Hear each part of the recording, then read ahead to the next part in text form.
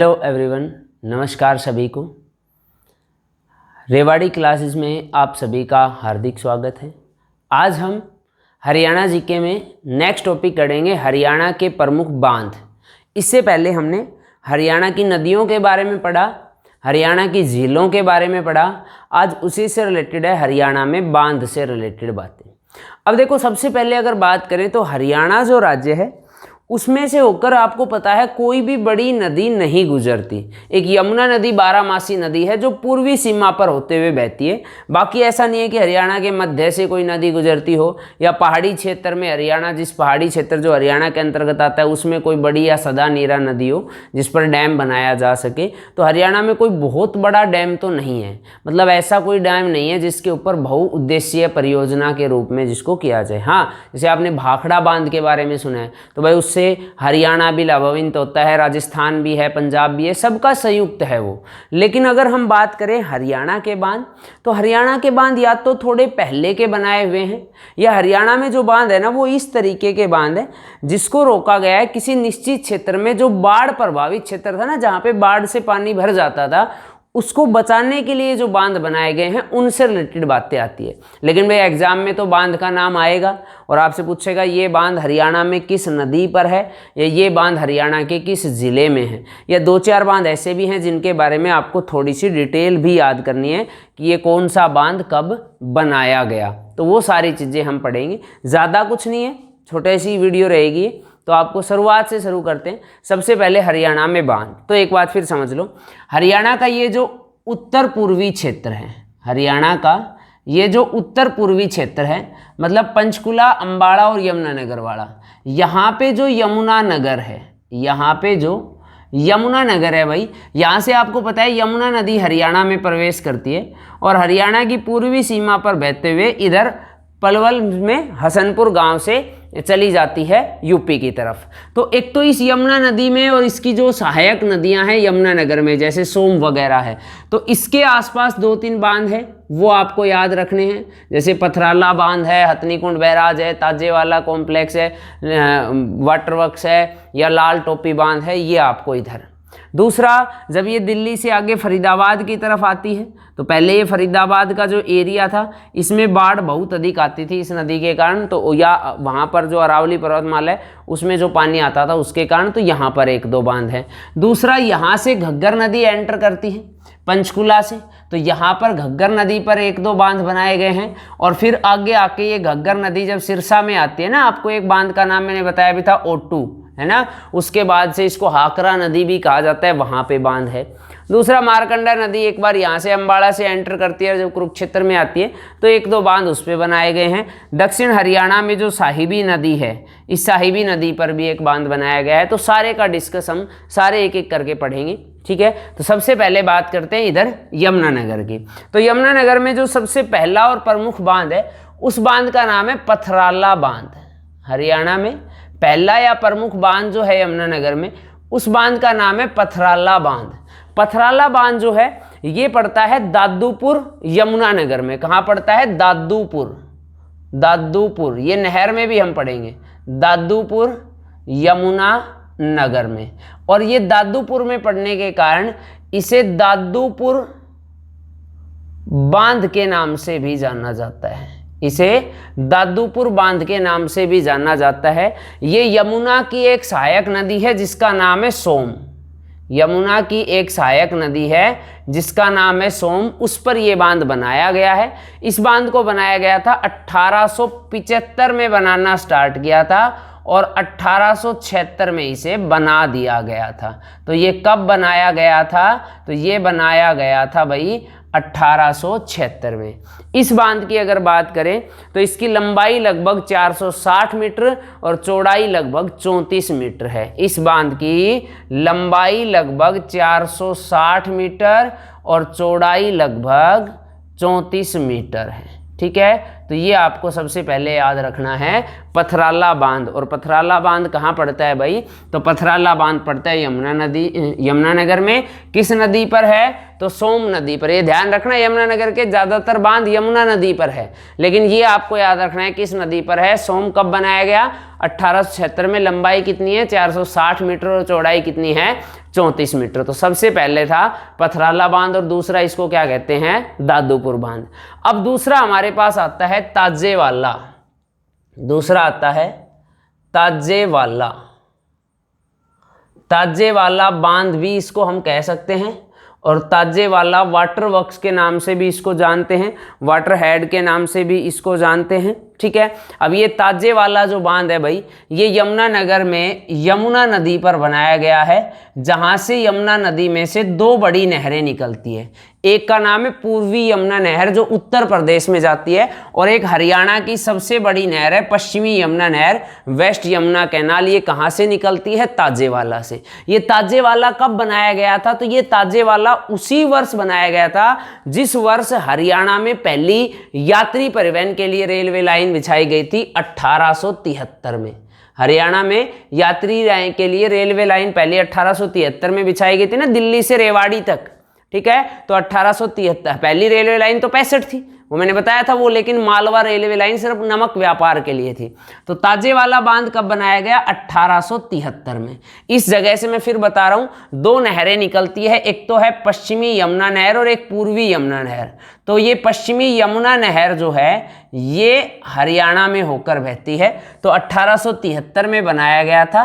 किस नदी पर बनाया गया था, तो ध्यान रखना है ये यमुना नदी पर बनाया गया था। ठीक है, इस बांध को का जो मुख्य कार्य था वो यमुना नदी के पानी को आगे यमुना में भी छोड़ना और साथ ही साथ इन दो नहरों में भी उसके पानी का बंटवारा। मतलब इस बांध के ऊपर बड़ा एक भार होता था, है ना, एक मुख्य नहर जो थी इससे निकलने वाली, हरियाणा की तरफ आने वाली थी, तो इसके ऊपर पानी का लोड या भार ज़्यादा होता था। तो ये बनाया गया 1873 में। अब क्या हुआ, इसे 2002 में सेवा मुक्त कर दिया गया। इसे 2002 में सेवा मुक्त कर दिया गया। सेवा मुक्त कर दिया गया क्यों, क्योंकि अगले बांध का नाम जो है वो है हथनी कुंड बैराज। अगले बांध का जो नाम है वो है हथनी कुंड बैराज। ये जो हथनी कुंड बैराज है ना, ये बिल्कुल ताजेवाला के पास में पड़ता है। ये जो हथनी कुंड बैराज है, ये अगर मान लो आप ताजेवाला है, ताजेवाला, तो इसके बिल्कुल पास में पड़ता है हथनी कुंड बैराज। इसके बिल्कुल पास में पड़ता है हथनी कुंड बैराज। ये हथनी कुंड बैराज जो है ये जो बनाया गया, ये बनाया गया 1996 से इसका कार्य शुरू किया गया और 1999 में इसको पूरा कर दिया गया।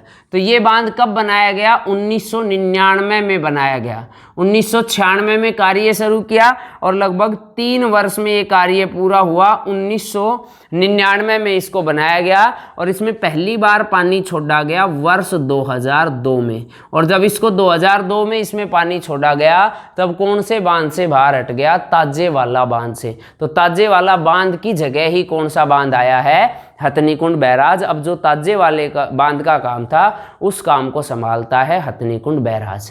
यहाँ पर मछली पालन अधिक होता है, इसलिए इसको मछुआरों का स्वर्ग भी कहा जाता है। आपसे पूछ ले हरियाणा में मछुआरों का स्वर्ग किस बांध को कहा जाता है, तो ये हथनी कुंड बैराज को कहा जाता है। तो यमुनानगर में एक तो पथराला बांध था, एक ताजेवाला बांध, एक हथनी कुंड बैराज।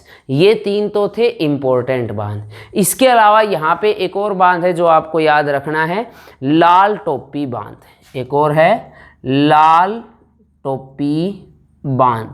ये लाल टोपी बांध जो है ये भी पड़ता है यमुनानगर में, बस इसका नाम याद रखना है।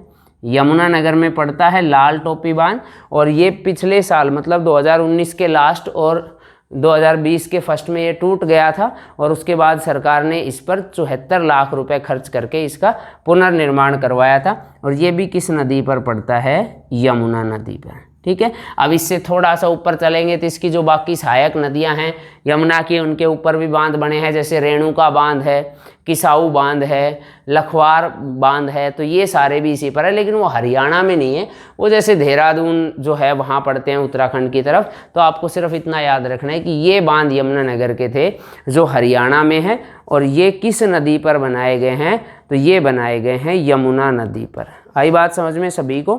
ठीक है, अब आते हैं इससे आगे।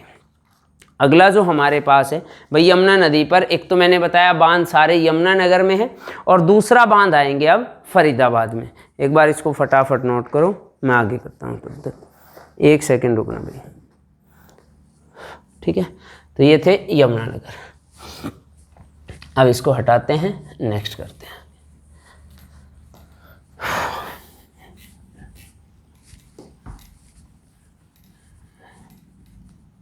ठीक है, अब आते हैं फरीदाबाद। तो फरीदाबाद में 2 प्रमुख बांध है। फरीदाबाद में 2 प्रमुख बांध है। एक बांध है थोड़ा सा ऊपर जो पड़ता है दिल्ली में, दिल्ली या प्रॉपर आप देखोगे तो नोएडा में, ठीक है। मैं बताता हूँ अभी, देखो पहले 2 फरीदाबाद के बांध है उनकी बात करते हैं। सबसे पहला बांध है अनंगपुर बांध। सबसे पहला है अनंगपुर बांध। अनंगपुर आपने झील वाले में भी पढ़ा था और यहाँ बांध वाले में भी पढ़ना है। अनंगपुर बांध कहाँ पर है ये? तो ये है भाई फरीदाबाद में। अनंगपुर बांध कहाँ पर है? तो ये बांध है फरीदाबाद में। इसको क्या कहा जाता है भाई? ये पहले इसको जो कहा जाता है वो कहा जाता है ग्रेविटी बांध। इसको कहा जाता है ग्रेविटी बांध। हरियाणा का ग्रेविटी बांध किसको कहा जाता है? अनंगपुर बांध को। और माना जाता है कि इसका निर्माण जो है वो अनंगपाल तोमर द्वारा करवाया गया था। इसका जो निर्माण है वो अनंगपाल तोमर द्वारा करवाया गया था। मैंने बताया था ये मुख्यतः वर्षा के पानी को रोकता है। उसके बाद अगला है पल्ला बांध। उसके बाद अगला है पल्ला बांध। इसके बारे में बस इतना सा याद रखना है, ये भी एक छोटा सा बांध है जो यमुना नदी पर बनाया गया है। और इस बांध का जो है यमुना नदी पर बनाया गया, कहाँ पर है? तो ये भी है फरीदाबाद में। तो दोनों याद रखने हैं, पल्ला बांध भी फरीदाबाद में है और अनंगपुर बांध भी कहाँ पर है? फरीदाबाद में। उसके बाद इससे थोड़ा सा ऊपर एक बांध है जिसका नाम है ओखला बैराज। एक बांध है जिसका नाम है ओखला बैराज। ये ओखला बैराज बांध आपको या तो मिलेगा नोएडा, तो क्या मिलेगा? नोएडा या फिर मिलेगा दिल्ली। ये नोएडा या दिल्ली में है। ओखला बैराज फिर सर हरियाणा से इसका क्या लेना देना है? तो भाई ओखला बैराज से एक नहर निकलती है जो हरियाणा में आगे बहती है, गुरुग्राम, फरीदाबाद, पलवल से होते हुए और आगे मथुरा, आगरा तक जाती है। इस नहर का नाम है गुरुग्राम नहर। आगे चल के इसको आगरा नहर के नाम से भी जानते हैं, वो आगे नहर वाले टॉपिक में हम पढ़ेंगे। यहाँ सिर्फ आपको इतना याद रखना है, ओखला बैराज से कौन सी नहर निकलती है? तो गुरुग्राम नहर। क्लियर बात है? ठीक है भाई। तो अब नेक्स्ट है हमारे पास, तो ये बांध थे भाई किसके? फरीदाबाद के आसपास। अब आते हैं, तो ये थे वो बांध जो यमुना नदी पर है। अब बांध करेंगे बात जो घग्गर नदी की या उसकी सहायक नदियों पर है, जो बांध यहाँ से पंचकूला से हैं और आगे फिर सिरसा तक भी आते हैं। और इसमें सबसे इम्पोर्टेंट और सबसे ज़्यादा बार आया है वो है कौशल्या बांध। ठीक है, सबसे इम्पोर्टेंट और सबसे ज़्यादा बार जिस बांध के बारे में आया है उस बांध का नाम है कौशल्या बांध। ये कौशल्या बांध कहाँ पर है? तो ये है भाई पिंजौर, पंचकूला। कौशल्या बांध कहाँ पर है? तो ये पिंजौर में है और ज़िले का नाम है पंचकूला। किस नदी पर है भाई? तो ये कौशल्या नदी पर है। किस नदी पर है? तो कौशल्या नदी पर है, जो किसकी सहायक नदी है? तो ये घग्गर की सहायक नदी है। इस बांध का निर्माण कार्य शुरू किया गया था 2008 में और ये पूरा हुआ 2012 में। इस बांध को बनाने की योजना बहुत पहले से चली आ रही है। 19 के दशक से, 1960 के आसपास से इसको बनाने की बातें चली आ रही है, लेकिन हर बार ये किसी न किसी कारण टल जाता था। इसको बनाया गया 2008 में, कार्य शुरू किया गया और 2012 में ये पूरा हुआ। इसका जो मुख्य उद्देश्य है भाई वो एक तो है कि पंचकूला को पीने योग्य पानी उपलब्ध कराना। पीने योग्य पानी उपलब्ध कराना पहला। दूसरा इसका है कि जो पंचकूला में बाढ़ ग्रसित क्षेत्र था, जो पंचकूला का बाढ़ ग्रसित क्षेत्र इसके कारण था, उसको सुरक्षित करना कि भाई अब उस जगह पर बाढ़ नहीं आएगी। तीसरा, अगर इस कौशल्या बांध की बात करें तो इसका जो पानी का रिजर्व है वो काफ़ी लंबा है, पीछे तक फैला हुआ है, क्योंकि कौशल्या नदी भी कोई ऐसी नहीं है कि बहुत बड़ी नदी है और उसमें लगातार बहुत अधिक मात्रा में पानी आता है, तो उसको सिर्फ एकत्रित करने का मतलब, मैं फिर कह रहा हूँ, ऐसा कोई पर्पज़ नहीं है कि यहाँ से बहुत ज़्यादा बिजली बनाई जाती है और वो बिजली का इस्तेमाल, इसका मुख्य उद्देश्य बिजली नहीं, इसका मुख्य उद्देश्य एक तो पानी का संग्रहण करना है और दूसरा जो बाढ़ ग्रसित क्षेत्र था पंचकुला में उसको बचाना है, और तीसरा पंचकुला में पीने योग्य पानी जो है वो उपलब्ध कराना है। तो ये कहाँ पर है? कौशल्या। अब इसी कौशल्या के साथ में एक बांध है जिसका नाम है चमाल्ला बांध। एक बांध है जिसका नाम है चमाल्ला बांध, या इसको हम छमला बांध भी कहते हैं। ये हो सकता है आपको एग्जाम में छमला बांध के नाम से मिले। तो ये भी कहाँ पर है? मोरनी में, मोरनी पंचकुला, मोरनी और कहाँ पर है? पंचकुला। एक और बांध है इन्हीं की सहायक नदियों पे जिसका नाम है डंगराना बांध। क्या नाम है? डंगराना बांध, डंगराना बांध, या इसी को कहेंगे डंगराना बांध, या इसको हम किस नाम से लिखते हैं? ऐसा ही एक नाम और लिखते हैं इसका, डंगराना बांध, है ना। ये भाई अलग अलग बुक में आपको अलग अलग नाम से मिल जाएगा। ये थोड़ा सा आप पढ़ के कॉमन सेंस से पहचान लेना, एक ही बात है, अलग इसमें कुछ भी नहीं है, ठीक है। तो ये बांध थे कहाँ पर? पंचकुला के आसपास। अब जब नीचे सिरसा में आते हैं तो सबसे पहले आता है ओट्टू बांध। सबसे इम्पोर्टेंट जो है वो है ओट्टू बांध। ओट्टू बांध कहाँ है? तो ओट्टू बांध है सिरसा में। ओट्टू बांध कहाँ पर है? तो ओट्टू बांध है सिरसा में। किस नदी पर है? तो इसका नाम या तो घग्गर नदी मिलेगा या मिलेगा घग्गर हाकरा नदी। क्या मिलेगा? या तो घग्गर नदी मिलेगा या घग्गर हाकरा नदी, ठीक है भाई। ठीक, तो सिरसा और किस नदी पर है? तो ये है भाई घग्गर हाकरा नदी पर। और मैंने बताया भी था ये ओट्टू बांध है जिसको ओट्टू बांध या ओट्टू वियर के नाम से भी जाना जाता है। ओट्टू वियर के नाम से भी जाना जाता है। इससे पहले जो ये नदी है ये घग्गर के नाम से है और बाद में इसी घग्गर नदी का नाम हाकरा। तो कंबाइन रूप से हम कहेंगे कि ये, कभी सोचो दो नदी है, ये एक ही नदी है, घग्गर हाकरा नदी पर है, ठीक है।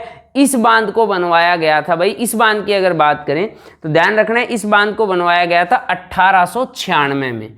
और 1896 में इस बांध को बनाया गया था एक तो अंग्रेजों द्वारा और दूसरा बीकानेर रियासत के राजा द्वारा। बीकानेर रियासत जो बीकानेर राजस्थान में है, उस बीकानेर की रियासत और अंग्रेजों द्वारा इस बांध को मिलकर बनाया गया था। और सबसे इम्पोर्टेंट बात है कि ये जो बांध है ये मिट्टी से बना बांध है। ये जो बांध है ये मिट्टी से बना बांध है। अगर आपसे पूछ ले हरियाणा में मिट्टी से बना सबसे बड़ा बांध कौन सा है, तो भी आपको ध्यान रखना है ओट्टू बांध है। और यहाँ पर फिर मैंने बताया था आपको कि बाद में यहाँ पर क्या बनाया गया था, तो यहाँ पर जो एक पर्यटन स्थल के रूप में भी यहाँ विकसित किया गया था, ठीक है। तो ये हमारे पास था भाई ओट्टू बांध। उसके बाद अगला जो हमारे पास आएगा यहाँ, इसके अलावा इसी के साथ अगर हम कुरुक्षेत्र में बात करें तो कुरुक्षेत्र में एक फेमस बांध है जिसका आपको ध्यान रखना है, बहुत बार एग्जाम में आता है। बताएगा कोई क्या बांध है जो कुरुक्षेत्र में आता है? तो बांध का नाम है नील क्रांति कृष्णा डैम। बहुत बार एग्जाम में आता है। नील क्रांति कृष्णा डैम कहाँ पर है? तो ये है भाई नील क्रांति कृष्णा डैम। नील क्रांति कृष्णा डैम। नील क्रांति कृष्णा डैम कहाँ पर है? तो नील क्रांति कृष्णा डैम है कुरुक्षेत्र में। एक और पूछेगा जल बेहरा डैम कहाँ पर है? जल बेहरा डैम। तो जल बेहरा डैम भी कहाँ पर है? कुरुक्षेत्र में। जल बेहरा डैम कहाँ पर है? तो जल बेहरा डैम कहाँ पर है? कुरुक्षेत्र में। एक पूछेगा कोसांग, कोसांग बांध कहाँ पर है? तो कोसांग बांध है पंचकुला में। ये पंचकुला वाले में एक और लिख लेना, कोसांग बांध कहाँ पर है? तो कोसांग बांध है भाई पंचकुला में, ठीक है। तो ये सारे आपको ध्यान रहेंगे आराम से, ठीक है। अब चलते हैं अगला, ठीक है। तो ये था कोसांग। अब हमारे पास आएगा एक बांध जो है दक्षिण हरियाणा की तरफ। और दक्षिण हरियाणा की तरफ जो बांध है वो है साहिबी नदी पे, जिसका नाम है मसाणी बैराज या मसाणी बांध। ठीक है, मसाणी बैराज या मसाणी बांध, मसाणी बांध या जिसको कहेंगे मसाणी बैराज। कहाँ पर है ये? तो ये मसानी गांव में है। किस ज़िले में पड़ता है? रेवाड़ी ज़िले में पड़ता है। किस नदी पर बनाया गया है? तो साहिबी नदी पर बनाया गया है। कब निर्माण कार्य किया था? 1989 में। निर्माण कार्य तो 1979 में शुरू हो गया था, लेकिन पूरा हुआ था, कंप्लीट हुआ था ये 1989 में। इसका मुख्य उद्देश्य कोई बिजली बनाना नहीं था। इसका जो मुख्य उद्देश्य है वो, इस बांध का मुख्य उद्देश्य था रेवाड़ी शहर को बाढ़ से बचाना। साहिबी नदी के पानी से रेवाड़ी शहर को बचाने के लिए ये बांध बनाया गया था। क्लियर बात है? तो यहाँ तक की बात सभी को क्लियर है? ठीक है भाई। और ये ध्यान रखना है, जल बेहरा डैम कुरुक्षेत्र वाला ये मारकंडा नदी पर है। कुरुक्षेत्र में जो बांध है वो मारकंडा नदी पर है, और कोशांग बांध जो है वो कौशल्या नदी पर है। ये आपको ध्यान रखने हैं। ठीक है, और भी 2-3 बांध बनाए जाने की जो है, जैसे हमने एक बताया भाई रेणुका और किसाऊ बांध है, वो पड़ते तो हरियाणा से बाहर है, लेकिन उसमें हरियाणा भागीदार है, तो आपको वो 2 बांध के नाम भी याद रखने हैं। तो ये था हरियाणा में बांध से रिलेटेड टॉपिक। तो यहाँ तक कर लेना, अगली क्लास में पढ़ेंगे नेक्स्ट टॉपिक।